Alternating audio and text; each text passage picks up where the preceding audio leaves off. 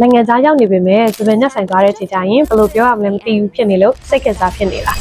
သပင်ညက်ဆိုင်ရောက်လို့ရှိရင်ဒီလိုလေးတွေပဲပြောတတ်လို့ရှိရင်အဆင်ပြေပါပြီကိုကဆိုင်ကိုရောက်သွားလို့ what can I do for you today what can I do for you today လို့အမေးခရပြီဆိုရင်ကိုလုပ်ချင်တဲ့ဟာလေးကိုပြောလို့ရပြီဒီမှာဥပမာကျွန်တော်တို့က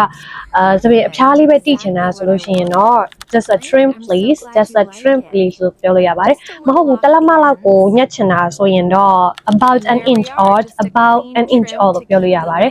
မဟုတ်ဘူးကိုယ့်ရဲ့သပင်ကအရင်ထူနေလို့အနောက်ပိုင်းလေးကိုပဲပါချင်တာဆိုရင်တော့ can you thin it out please can you thin it out please အနောက်ပိုင်းလေးကိုပါပြီးလို့ရမလားဒါမျိုးလေးပြောလို့ရပါတယ်အဲ့တော့အကုန်လုံးကိုလုပ်ချင်တာလုပ်ပြီးသွားပြီပတ်စံရှင်းတော့မယ်ဆိုရင်တော့ how much လို့မေးမယ်စာ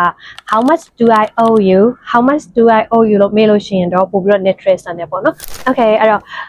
ဒီ phrases လေးတွေကကိုယ့်အတွက်အသုံးဝင်နေဆိုလို့ရှိရင် like and share လုပ်ဖို့လည်းမမေ့ပါနဲ့เนาะနောက်ဗီဒီယိုတွေမှာပြန်တွေ့ပါမယ် see you in the next video